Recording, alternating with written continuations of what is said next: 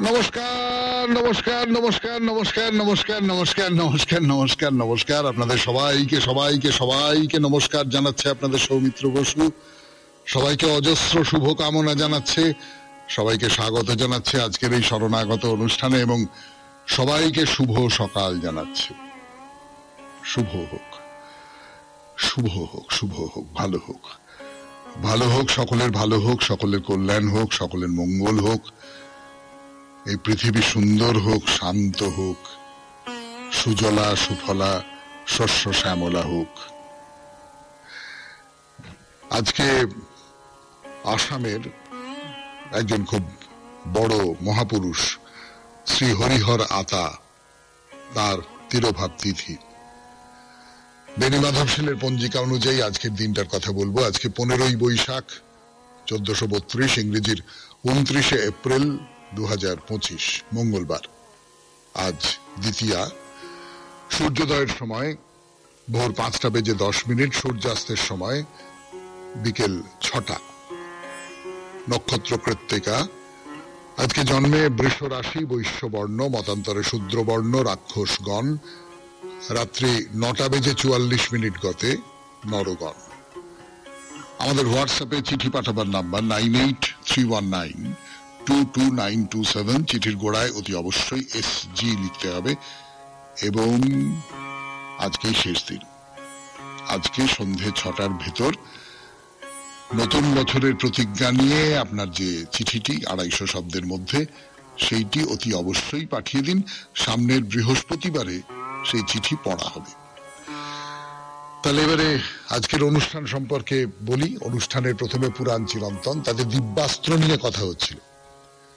দিব্যাস্ত্র, নানান রকমের দিব্যাস্ত্র নিয়ে কথাবার্তা হচ্ছিল। তাই নিয়ে আরো কথা বলবো, অনেক কথা বলবো। তারপরে স্বামী বিবেকানন্দের রচনা থেকে পাঠ। রচনার নাম আত্মার মুক্ত স্বভাব। তার কিছুটা অংশ পড়েছি, আরো পড়ব। তারপরে ঠাকুর শ্রী রামকৃষ্ণ পরমহংসদেবের কথামৃত থেকে পড়ে শোনাবো স্বামী গোকুলানন্দজির রচনা থেকে পাঠ। মানসিক চাপ কিভাবে জয় করতে হবে তাই নিয়ে স্বামী গোকুলানন্দজির পরামর্শ, উপদেশ। আপনাদের চিঠিপত্র এবং শেষে বাইরে দূরে।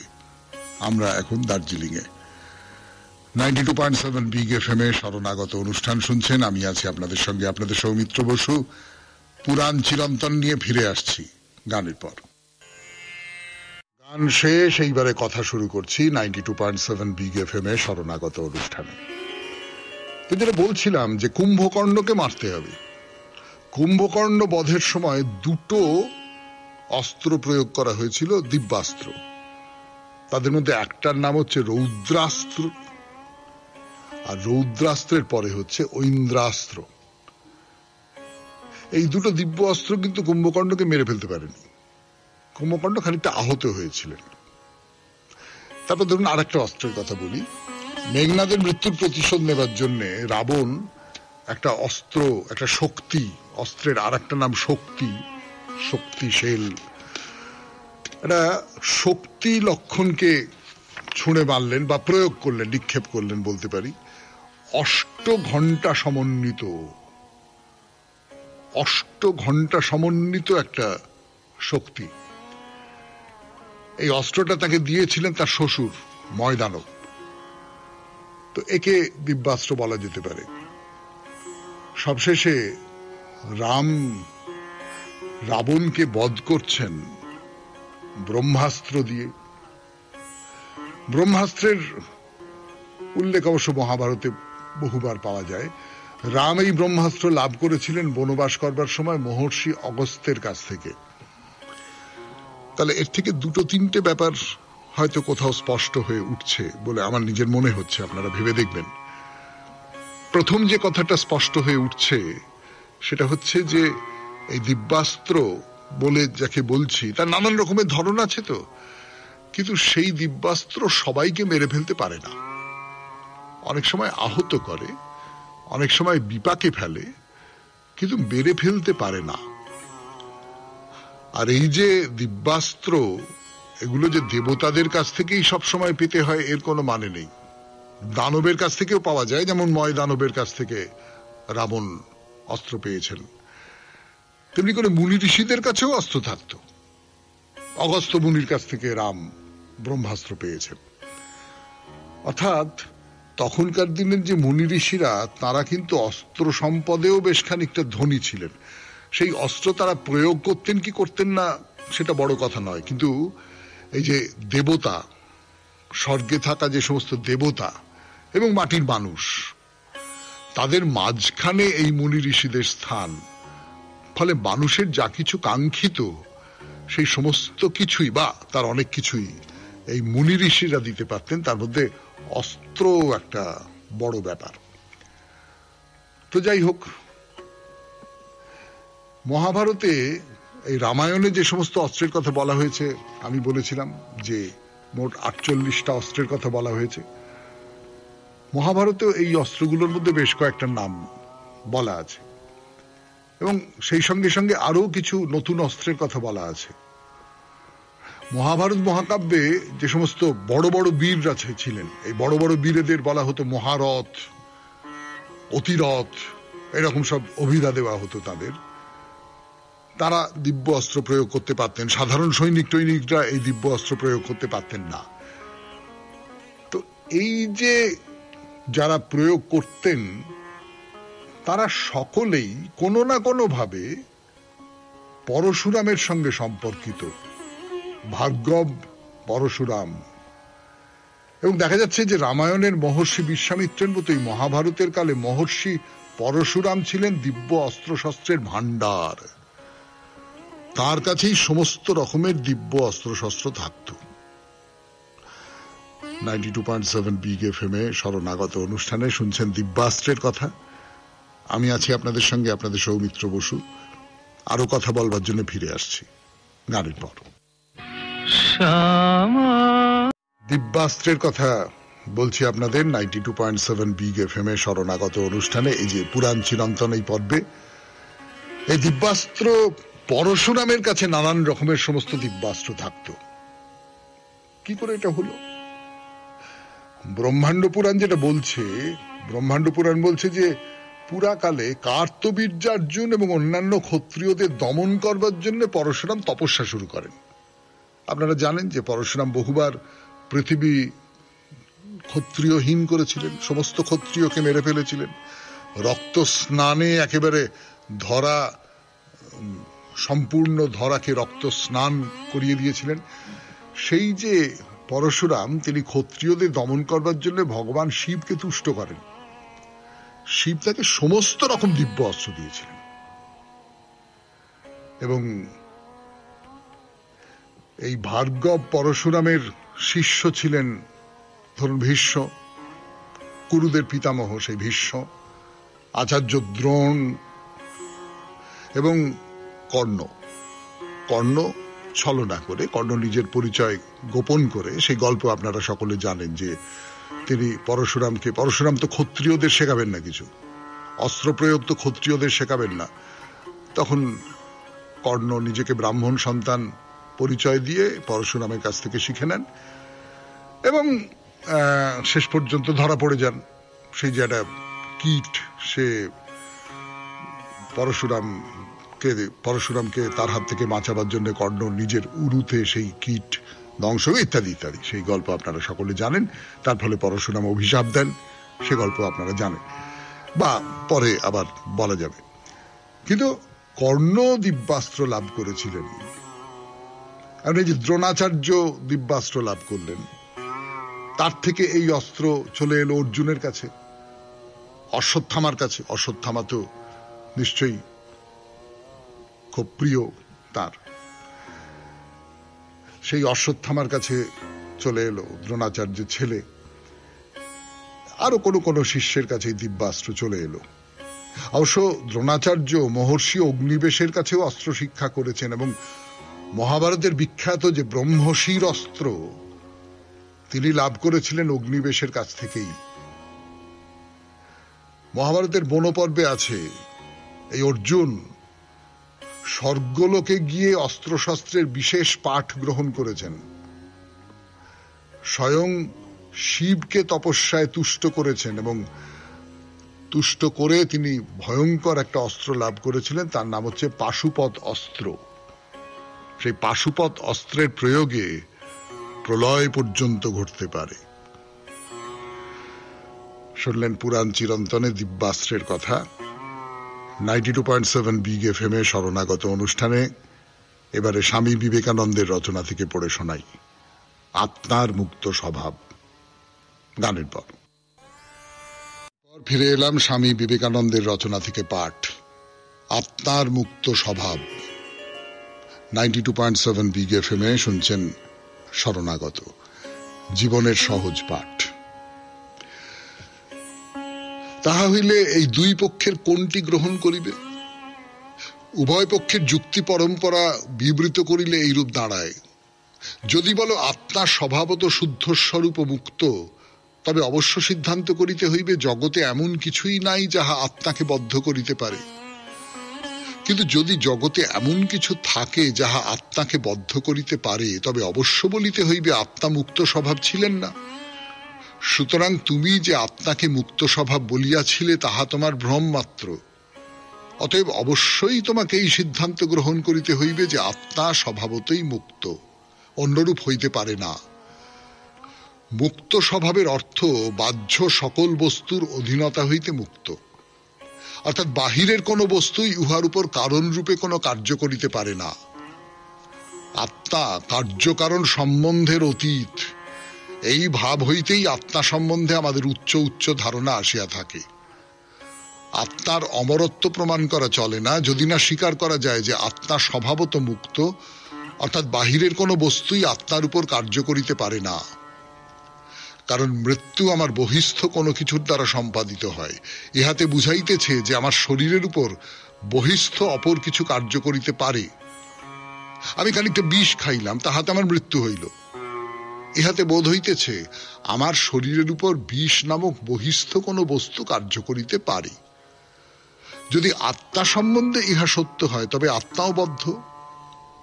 কিন্তু যদি ইহা সত্য হয় যে আত্মা মুক্ত স্বভাব, তবে ইহাও স্বতঃসিদ্ধ যে বাহিরের কোনো বস্তুই উহার উপর কার্য করিতে পারে না, কখনো পারিবে না। তাহা হইলে আত্মা কখনো মরিবেন না। আত্মা কার্যকারণ সম্বন্ধের অতীত। আত্মার মুক্ত ভাব, অমরত্ব এবং আনন্দ সকলই এই ভাবের উপর নির্ভর করিতেছে যে আত্মা কার্যকারণ সম্বন্ধের অতীত, মায়ার অতীত। ভালো কথা। যদি বলো আত্মার স্বভাব প্রথমে সম্পূর্ণ মুক্ত ছিল, এখন বদ্ধ হইয়াছে, তাহাতে ইহাই বোধ হয় বাস্তবিক উহা মুক্ত স্বভাব ছিল না। তুমি যে বলিতেছ উহা মুক্ত স্বভাব ছিল, তা অসত্য। কিন্তু অপরপক্ষে পাইতেছি আমরা বাস্তবিক মুক্ত স্বভাব। এই যে বদ্ধ হইয়াছি বোধ হইতেছি, ইহাই ভ্রান্তি মাত্র। এই দুই পক্ষের কোন পক্ষ লইব? হয় বলিতে হইবে প্রথমটি ভ্রান্তি, নতুবা দ্বিতীয়টিকে ভুল বলিয়া স্বীকার করিতে হইবে। আমি অবশ্য দ্বিতীয়টিকে ভ্রান্তি বলিব। ইহাই আমার সমুদয় ভাব ও অনুভূতির সহিত অধিকতর সঙ্গতিপূর্ণ। আমি সম্পূর্ণরূপে জানি আমি স্বভাবত মুক্ত। বদ্ধ ভাব সত্য আর মুক্ত ভাব ভ্রমাত্মক। ক্ষণকালের জন্য আমি এ কথা মানিয়া লইতে পারি না। শুনলেন স্বামী বিবেকানন্দের রচনা থেকে পাঠ আত্মার মুক্ত স্বভাব। এরপরে গান, গানের পর কথামৃত। এবারে কথামৃত 92.7 বিগ এফএম এ শরণাগত অনুষ্ঠান শুনছেন। আমি আছি আপনাদের সঙ্গে, আপনাদের সৌমিত্র বসু। সকাল বেলায় ঠাকুরের কথা শোনাবার দায়িত্ব পড়েছে আমার উপর। দীর্ঘদিন ধরে সেই কথা শুনিয়ে আসছি। কথামৃত প্রায় শেষ হয়ে আসছে। আপনারা নানান রকম পরামর্শ দিয়েছেন কি কি গ্রন্থ পড়া যায় তাই নিয়ে। এখনো পর্যন্ত আমরা কিছু বেছে উঠতে পারিনি। দেখা যাক শেষ পর্যন্ত কি সিদ্ধান্ত হয়। তো আপাতত কথামৃত ঠাকুরের কথা বলছি। আজকে 12ই জ্যৈষ্ঠ, ইংরেজির 24শে মে 1884। সেই দিনটা ছিল অমাবস্যা। গত রাত্রে ফলহারিণী কালী পুজো হয়ে গেছে। সেই উৎসব উপলক্ষে নাট মন্দিরে শেষ রাত্রি থেকে যাত্রা হয়েছে। বিদ্যাসুন্দর পালা। তো শ্রীরামকৃষ্ণ সকালবেলা মন্দিরে মাকে দর্শন করে একটু যাত্রা শুনেছেন। যাত্রাওয়ালারা স্নান করে ঠাকুর শ্রীরামকৃষ্ণকে দর্শন করতে এসেছে। তো যে ছেলেটি বিদ্যার চরিত্রে অভিনয় করেছিল, বিদ্যা হচ্ছেন বর্ধমানের মহারাজার মেয়ে, তার সঙ্গে সুন্দর বলে একজনের প্রেম হয়, তাই নিয়ে বিদ্যাসুন্দর পালা। তো তখনকার দিনে তার মেয়েরা অভিনয় করতো না, মানে অন্তত যাত্রায় করতো না, থিয়েটারে মেয়েরা এসে গেছে। তখন বিনোদিনীর কথা আপনারা জানেন, বিনোদিনী ঠাকুরের স্নেহ পেয়েছিলেন, সে কথা এই কথামৃত পাঠের সূত্র ধরেও বলেছি আপনাদের। তো যাত্রায় কিন্তু ছেলেরা তখনও পর্যন্ত মেয়েদের চরিত্রে অভিনয় করেন। তা যে ছেলেটি বিদ্যা সেজেছিলেন তিনি খুব ভালো অভিনয় করেছেন, তার অভিনয় খুব পছন্দ হয়েছে। তো ঠাকুর তার সঙ্গে খুব আনন্দের সঙ্গে নানান রকমের সমস্ত ঈশ্বরীয় কথাবার্তা এই সমস্ত বলছেন। অন্যরাও ভক্তরা চারপাশে আছেন, তারা মন দিয়ে শুনছেন। তো শ্রীরামকৃষ্ণ ওই বিদ্যাকে বলছেন, আমরা বিদ্যা বলেই ডাকবো তাকে, কেমন নাম জানি না তো, বলছেন যে তোমার অভিনয়টি বেশ হয়েছে। যদি কেউ গাইতে বাজাতে নাচতে কি একটা কোনো বিদ্যাতে ভালো হয়, সে যদি চেষ্টা করে শীঘ্রই ঈশ্বর লাভ করতে পারে। ঠাকুর এই কথা বলছেন সেই সময়ে দাঁড়িয়ে, বলছেন যে সময়ে এই যাত্রার লোকেরা, থিয়েটারের মেয়েরা এবং থিয়েটারের মানুষেরা তাদের সমাজ খানিকটা অচ্ছুত করে রেখে দিত। তারা মাতাল, তারা লম্পট, তারা খারাপ, তারা অসৎ চরিত্র এইরকম করে রেখে দিত।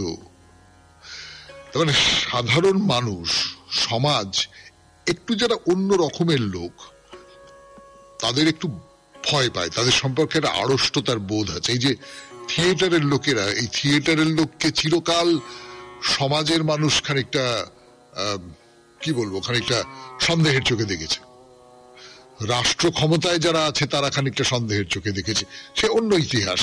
কিন্তু আমি বলছি যে ঠাকুর কিন্তু সাদরে তাদের বরণ করে নিচ্ছেন, বিনোদিনীকে যেমন করেছিলেন। একেও বলছেন যে যে লোকটা খুব মন দিয়ে অভিনয় করতে পারে, নাচতে পারে, গাইতে পারে, শিল্পকলার সঙ্গে যুক্ত থাকতে পারে, তার কিন্তু খুব তাড়াতাড়ি ঈশ্বর লাভ হয়। শুনছেন কথামৃত থেকে পাঠ 92.7 বিগ এফএম এ শরণাগত অনুষ্ঠানে। আরো পাঠ করব, ফিরে আসছি, একটু গান শুনে নি। বলছিলাম আপনাদের, ঠাকুর বলছেন যে যে নাচতে গাইতে অভিনয় করতে পারে, খুব ভালো করে, কোনো একটা বিদ্যাতে সে যদি ভালো হয়, সে যদি চেষ্টা করে শীঘ্রই ঈশ্বর লাভ করতে পারে। কেমন? তোমরা যেমন অনেক অভ্যাস করে গাইতে বাজাতে বা নাচতে শেখো, সেই রকম ঈশ্বরেতে মনের যোগ অভ্যেস করতে হয়। পুজো, জপ, ধ্যান এসব নিয়মিত অভ্যেস করতে হয়, অর্থাৎ কোনো একটা কিছু চর্চা করা, সেইটার মধ্যে লেগে থাকা। আমরা যারা সংসারী মানুষ, আমরা ওই লেগে থাকার বিদ্যেটা জানি না। আমরা এটা করলাম, ওটা করলাম, এটা ঠোকরালাম, ওটা করলাম, কোনো একটা জায়গায় নিবিষ্ট হয়ে নিজেকে তার মধ্যে সমর্পণ করে দেওয়া। আমি বারবার করে যে কথাটা বলি, সেটা ঠাকুর ওই যাত্রাওয়ালাকে দেখে নাচ, গান, অভিনয় এসবের মধ্যে উদাহরণ টানছেন। কিন্তু সেটা বাদ দিয়ে আমি যদি বলি যে যে মানুষটি বিজ্ঞানের কাজে নিজেকে সমর্পণ করে দিয়েছেন, সমর্পণ করাটা তো শিখতে হবে। এই সমর্পণ করাটা হলো আসল ঈশ্বরকে পেতে গেলে। তো ঠাকুর কি বলছেন?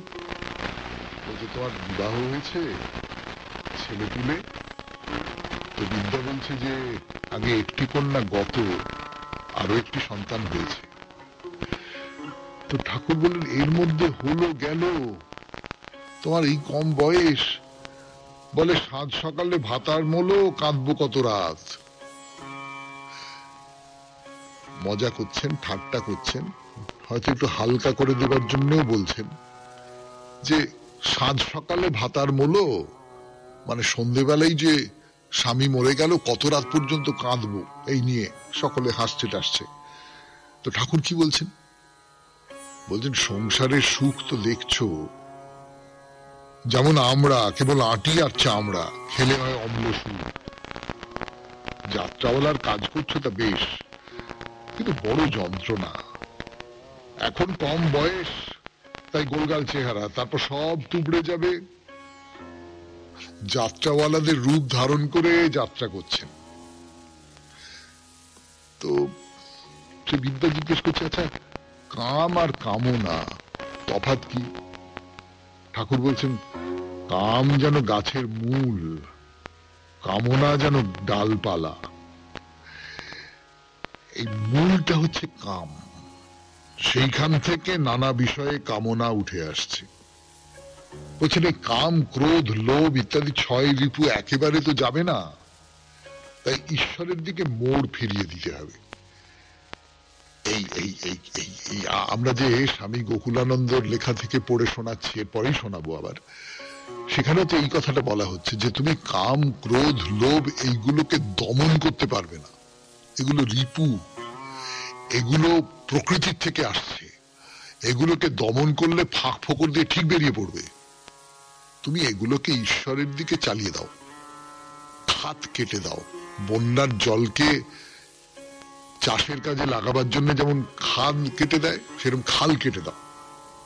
যদি কামনা করতে হয়, লোভ করতে হয়, তবে ঈশ্বর ভক্তি, ঈশ্বর কামনা করতে হবে, তাকে পাওয়ার লোভ করতে হবে।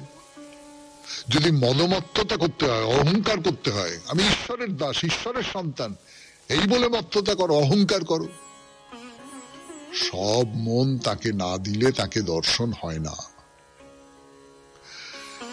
শুনলেন কথামৃত থেকে পাঠ 92.7 বিগ এফএম এ শরণাগত অনুষ্ঠানে। এরপর গানের পর স্বামী গোকুলানন্দের রচনা থেকে পড়ে শোনাবো মানসিক চাপ জয় করার উপায়। ঠাকুর যা বলছিলেন ওই বিদ্যাকে, একটু আগেই যে কথা বলছিলাম আপনাদের 92.7 বিগ এফএম এ শরণাগত অনুষ্ঠানে, স্বামী গোকুলানন্দ তাই বলছেন যে তোমার ভেতরে ভোগ, সুখ ইত্যাদি ইত্যাদি আছে, সেইগুলোকে মহত্তর পথে চালিত করে দাও। ভোগ সুখের মধ্যেই যদি তুমি মত্ত থাকো, তুমি যদি তাকে একটা মহত্তর দিকে না নিয়ে যাও, তাহলে তোমার মনের মধ্যে মানসিক চাপ আসবেই। তখন তোমার মনের মধ্যে এইটা হবেই যে আমি যতটা ভোগ করতে চাই ততটা ভোগ করতে পারছি না, ভোগের আগুন ক্রমশ লেলিহান হয়ে উঠছে, আমি আর ভোগ করতে পারছি না, আমার ভোগ করবার ক্ষমতা কমে যাচ্ছে, এইসব নানান রকম। এবং এই সূত্র ধরে প্রতিদ্বন্দ্বিতা, এই সূত্র ধরে অসন্তুষ্টি, এইগুলো তৈরি হবে। কি বলছেন স্বামী গোকুলানন্দজি, পড়ে শোনাই আপনাদের খানিকটা। ধর্মের অপব্যাখ্যা, ভুল অনুধাবন অবধারিত ভাবেই নিয়ে আসে মানসিক চাপের অভিশাপ। কোন কোন অনভিজ্ঞ ধর্মগুরু নির্বোধের মতো মনুষ্য জন্মের অপূর্ণতা, অপরাধ, পাপ ইত্যাদি বোধের উপর অনাবশ্যক গুরুত্ব আরোপ করেন। তাদের অতিরঞ্জনের ফাঁদে পা দিলে আমরা মানসিক যন্ত্রণায় ক্লিষ্ট হব। আমাদের প্রয়োজন একজন যোগ্য আদর্শ আচার্য, যিনি ধর্মের যথাযথ ব্যাখ্যা করে আলোকময় দিকগুলি আমাদের সামনে উদ্ভাসিত করবেন। এ বিষয়ে ঠাকুর শ্রী শ্রী রামকৃষ্ণের কথা বিশেষ প্রণিধানযোগ্য। শ্রী শ্রী রামকৃষ্ণ কথামৃততে ঠাকুর এক জায়গায় বলছেন, তোরা এত পাপ পাপ বলে চিৎকার করিস কেন?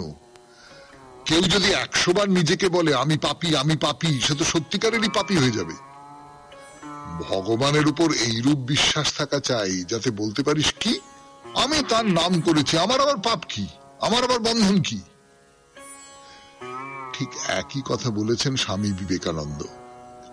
কোন এক প্রসঙ্গে তিনি বলছেন, জগতের পাপ নিয়ে এত কথা বলো না, এমন শিক্ষা জগৎকে রোজ দুর্বল থেকে দুর্বলতর করে তুলেছে। শৈশব থেকেই মানুষকে শেখানো হয় যে তারা পাপী, তারা দুর্বল। মানুষকে শেখাও যে তারা অমৃতের সন্তান। নিজেকে প্রকাশে সবচেয়ে অক্ষম যারা, তাদের মস্তিষ্কেও সঞ্চারিত হোক আলোকময়, প্রাণবন্ত, সহায়ক চিন্তারাশি একেবারে শৈশব থেকেই। এই উদ্দীপনাময় ভাবরাশির সম্মুখে তোমাদের জীবন উন্মোচিত হোক, দূর হয়ে যাক দুর্বল স্থবির করা ভাবনাগুলো। ভেতরে একটা প্রেরণা আসে না এইসব কথাগুলো শুনতে শুনতে? আরো শোনাবো, তবে আজকে আর নয়। আজকের মতো স্বামী গোকুলানন্দের লেখা থেকে পাঠ এখানেই শেষ। এরপরে আপনাদের চিঠিপত্র শুনছেন জীবনের সহজ পাঠ শরণাগত 92.7 বিগ এফএম এ 92.7 বিগ এফএম এ শরণাগত অনুষ্ঠানে আজকের চিঠিটি লিখেছেন বিশ্বনাথ ভট্টাচার্য, বালি, হাওড়া থেকে। মোটামুটি ভাবে বলা যেতে পারে যে শরণাগত অনুষ্ঠানের একটি পর্যালোচনা, কিন্তু পর্যালোচনাটি তিনি করেছেন পুজোর কটা দিনের সঙ্গে তাল মিলিয়ে। চিঠিটা পড়ি, তা না হলে আমার কথা থেকে কিছু বুঝতে পারবেন না। মাননীয় সৌমিত্র বাবু, আমি আপনার অনুষ্ঠানের একজন নিয়মিত শ্রোতা। আপনার এই অনুষ্ঠান আমাকে সারাদিনের চলার অক্সিজেন যোগায়। আপনার এই অনুষ্ঠানকে আমি ষষ্ঠী থেকে দশমী পর্যন্ত কয়েকটি ভাগে ভাগ করেছি। ষষ্ঠী শুরু হয় পুরাণ কথা দিয়ে। আমাদের পুরাণে কত মণিমুক্ত ছড়িয়ে আছে তা আপনার এই অনুষ্ঠান না শুনলে জানতে পারতাম না। এইসব বিষয়ে আজকাল আলোচনা কোথাও হয় না, উপরন্তু স্কুলের পাঠ্য বই থেকেও বাদ দেওয়া হয়েছে। এরপর সপ্তমীতে স্বামী বিবেকানন্দের রচনা থেকে পাঠ। বিভিন্ন বিষয়ের উপর কি অসাধারণ পাণ্ডিত্য তিনি অর্জন করেছিলেন তার কল্পনা করা অসম্ভব। দীর্ঘায়ু হলে তিনি কোন পর্যায়ে পৌঁছতেন তা আমার মতো সাধারণ মানুষের পক্ষে ভাবা অসম্ভব। অষ্টমী শুরু হয় ঠাকুর শ্রী রামকৃষ্ণের কথামৃত পাঠের মাধ্যমে। ঠাকুর শ্রী রামকৃষ্ণ পরমহংসের কথামৃত পড়তে আমার খুবই ভালো লাগে, কিন্তু আপনার বিশ্লেষণ এক কথায় অনবদ্য। কথামৃতের অন্তর্নিহিত অর্থ আপনি কি প্রাঞ্জল ভাষায় আমাদের ব্যাখ্যা করে শোনান। নবমীতে আমরা পাই স্বামী গোকুলানন্দের রচনা থেকে পাঠ। এই রচনার মাধ্যমে আমরা মানসিক চাপ থেকে মুক্তি পাওয়ার দিশা খুঁজে পাই। অবশেষে দশমী অর্থাৎ শেষ পর্বে আমরা বিভিন্ন ধর্মস্থানের পুঙ্খানুপুঙ্খ বিবরণ শুনতে পাই। এজন্য আমাদের সেই সব স্থানে যাওয়া সম্ভব না হলেও মনের স্মৃতি কোঠায় থেকে যায়। আপনাকে নমস্কার জানিয়ে এখানেই শেষ করছি। বিশ্বনাথ ভট্টাচার্য, বালি, হাওড়া। খুব ভালো এই যে আপনি এত প্রশংসা করে লিখেছেন। প্রশংসা শুনতে আমার একটু লজ্জা করে, কিন্তু সত্যি সত্যি আপনার ভালো লাগছে। এই ভালো লাগাটাকেই বা আমি অস্বীকার করি কি করে? বিনয় করে তো এটাকে অস্বীকার করার কোনো মানে নেই। তবে আপনি এই ষষ্ঠী থেকে দশমীর মধ্যে একটা জায়গা ভুলে গেছেন, সেইটা বলেননি। সেইটা হচ্ছে আপনাদের চিঠিপত্র। সেটাই কিন্তু এই অনুষ্ঠানের একটা মূল অন্যতম কেন্দ্রবিন্দু বলে আমার নিজের মনে হয়। তাহলে চিঠিপত্র পড়া শেষ হলো, এবারে বাইরে দূরে ধীর ধাম মন্দির, দার্জিলিং ফিরে আসছি গানের পর। দার্জিলিং এর ধীর ধাম মন্দির 92.7 বিগ এফএম এ শরণাগত অনুষ্ঠানে। দেখুন, একটা কথা আমার বলতে ইচ্ছে করছে বলেই ফেলি। যা ইচ্ছে করছে বলে ফেলার স্বাধীনতা আপনারা দিয়েছেন। তো দার্জিলিং এ গেলে যদি আপনাকে জিজ্ঞেস করা হয় যে আপনি তো দার্জিলিং এ গেছেন, কেই বা যায়নি, মানে কোন বাঙালি বা কখনো না কখনো দার্জিলিং এ যাননি? মোটামুটি যারা এই শরণাগত অনুষ্ঠান শুনছেন তারা কম বেশি সকলেই গিয়েছেন, একবার তো বটেই, একাধিকবারও হয়তো। কিন্তু আমি যদি জিজ্ঞেস করি দার্জিলিং এ কি কি দেখলেন, বা দার্জিলিং এ কি কি দেখতে চলেছেন, বা কোনো একটা দল তারা আপনাকে নিয়ে যাচ্ছে দার্জিলিং এ, আপনাকে কি কি দেখাবে, তার মধ্যে কিন্তু ধীরধাম মন্দিরটা পড়ে না। এই মন্দিরটা কিন্তু মূল যে দার্জিলিং এর আকর্ষণ, এই আকর্ষণের খানিকটা বাইরে। অথচ যে কারণে আমি বেছে নিলাম এই মন্দিরটার কথা বলবো বলে ঠিক করলাম, সেটা হচ্ছে এই মন্দিরটা বড় সুন্দর।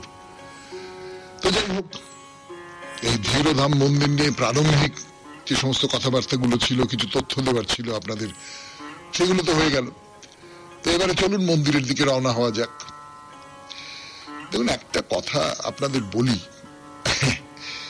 দার্জিলিং শহরটা একটা সময় সাহেবরা এই শহর তৈরি করেছিল, তখন ঝকঝকে সুন্দর, পরিচ্ছন্ন, মনোরম ইত্যাদি ইত্যাদি সব ছিল।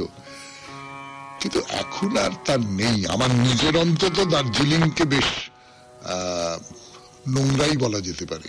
মানে মলিন তো বটেই, চারপাশে ধুলো ধোঁয়া, এখান থেকে বাড়ি উঠেছে, পাহাড় কেটে ওখান থেকে বাড়ি উঠেছে, পাহাড়ের গায়ে সিঁড়ি কেটে কেটে নানান রকম পথ করা হয়েছে। এই সমস্তটা নিয়ে দার্জিলিংকে খুব পরিষ্কার পরিচ্ছন্ন শহর বলে আমাদের হয়তো কারোরই মনে হবে না। আর বিশেষ করে এই মন্দিরটা যেখান থেকে যেতে হয় রেল লাইন থেকে, মানে রেলের যে স্টেশন সেখান থেকে একটু নামতে হয়, তো ওই জায়গাটা একেবারেই ভালো না, পরিষ্কার না।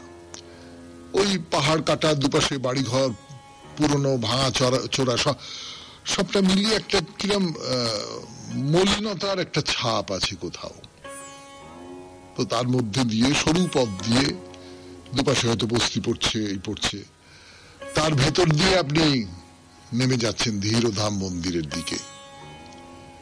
তো খানিকটা নামলেন, নেমে এই যে দুপাশের নিচু বেঁটে বাড়িঘর, তার ভেতর থেকে হঠাৎ আপনি মন্দিরের চূড়া দেখতে পেলেন এবং তার সামনে একটা তোরণ দেখতে পাচ্ছেন।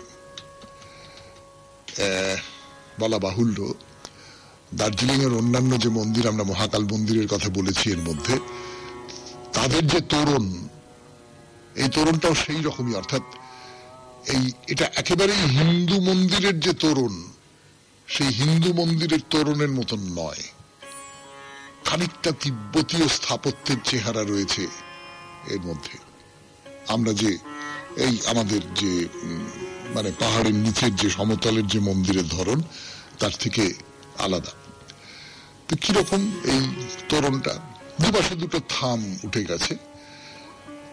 তো এই দুটো থামকে জুড়েছে তিনটে লম্বা টানা, কি বলবো, মানে তিনটে লম্বা টানা পাত চলে গেছে আর কি। তিনটে লম্বা টানা, মাঝখানগুলো ফাঁক ফাঁক, এরকম একটা দিয়ে এর যে ডিজাইনটা, এবং সেটা নানান রকমের রং চং রয়েছে এবং নানান ধরনের তিব্বতী অনুষঙ্গ রয়েছে তার মধ্যে, নানান মুখোশের ধরন রয়েছে। শুনছেন বাইরে দূরে 92.7 বিগ এফএম এ শরণাগত অনুষ্ঠানে বলছি ধীরধাম মন্দিরের তোরণের কথা। ফিরে আসছি গানের পর। গান শেষ করে ফিরে এলো আপনাদের সৌমিত্র বসু 92.7 বিগ এফএম এ শরণাগত অনুষ্ঠানে। তো যেটা বলছিলাম যে এই যে তোরণটা, তিনটে লম্বা লম্বা পাত রয়েছে, তার মাঝখান দিয়ে আকাশ দেখা যাচ্ছে, কিন্তু তিনটে আলাদা আলাদা, এবং সেখানে নানান রকম মুখোশ, নানান তিব্বতীয় ধরন। তার সঙ্গে আমাদের যে, মানে আমি বলছি হিন্দু ধর্মের যে দেবদেবীর মুখ, তার তেমন কোনো সম্পর্ক নেই। এবং এই যে মাঝখানের যে পাতটা, পাত শব্দটাই ব্যবহার করছে, অন্য শব্দ মাথায় আসছে না বলে, তার ঠিক মাঝখানে হিন্দিতে লেখা রয়েছে ধীরধাম, আর ওপরে একটু রাজমুকুটের মতন একটা উঁচু চূড়া আছে এই তোরণে। তোরণটা দেখতে খুব সুন্দর লাগে, বিশেষ করে চারপাশের এই হট্টগোল ভিড় ভাট্টা, মলিন, তার মধ্যে মাথা উঁচু করে এই যে তোরণটা, এটা দেখতে চমৎকার লাগে।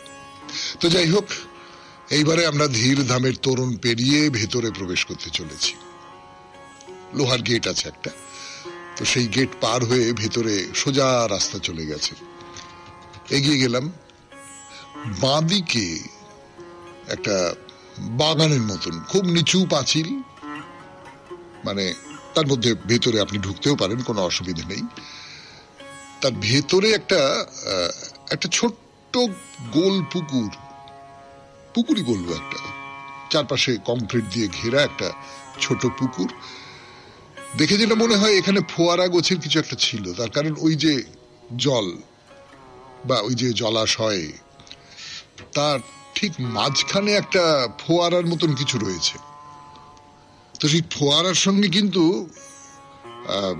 দেবতার একটা সম্পর্ক আছে। এই যে ধীরধাম মন্দির, এটা তো আপনাদের বলেছিলাম এটা আসলে শিবের মন্দির। তো এই যে ফোয়ারাটা, তার একেবারে মাথার উপরে আছেন শিব ঠাকুর, নীল রঙের শিব ঠাকুরের মূর্তি। তিনি একটা পাহাড়ের গায়ে ঠেস দিয়ে বসে আছেন, এবং কেউ কেউ হয়তো তার গলায় একটা মালা পরিয়ে দিয়েছে, মানে জলের ওখান দিয়ে কি করে গেছে বা কি করেছে আমি জানি না, কিন্তু এরকম করে দিয়েছে। এই যে উপরে শিব ঠাকুরের যে মূর্তি, তার নিচে চারপাশে চারটে মুখ। এই ফোয়ারার এই যে চেহারাটা, কিন্তু ফোয়ারা হচ্ছে না, জল বেরোচ্ছে না, সেদিক থেকে মনে হচ্ছে পরিত্যক্তই হবে।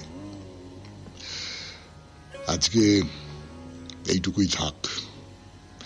92.7 বিগ এফএম এ শরণাগত অনুষ্ঠান আজকের মতো এখানেই শেষ করছি।